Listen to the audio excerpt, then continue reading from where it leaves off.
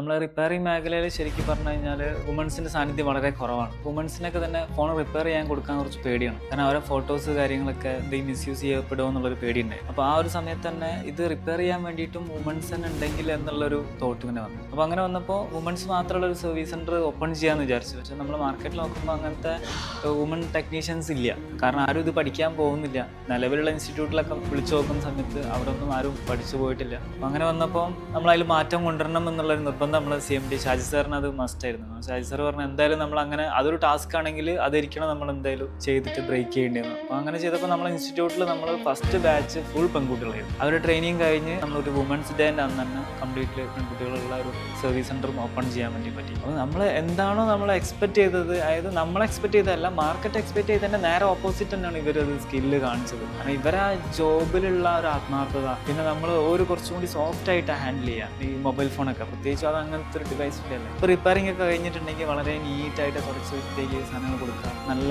ആലോചിച്ച് കാര്യങ്ങൾ ചെയ്യുക, ഒരു ക്ഷമയോടുകൂടി ചെയ്യുക, ഒരു പ്രത്യേക ഒരു വൃത്തിയുള്ള കൈകാര്യം ചെയ്യുന്നത്. അപ്പോൾ നമുക്ക് തന്നെ മനസ്സിലായി നമ്മളെടുത്തൊരു ടാസ്ക് വലിയൊരു സക്സസ്സിലേക്ക് തന്നെയാണ് പോകണമെന്നുള്ളത്. ഇപ്പോൾ നോക്കുമ്പോൾ നമ്മളെല്ലാ ബാച്ചിലും, ഇപ്പോൾ നമ്മൾ ലാസ്റ്റ് തുടങ്ങിയ ബാച്ചിലൊക്കെ തന്നെ പെൺകുട്ടികൾ സാധാരണ പഠിക്കാൻ വരുന്ന പോലെ തന്നെ ഈ മേഖലയിൽ പഠിക്കാൻ വരുന്നുണ്ട്.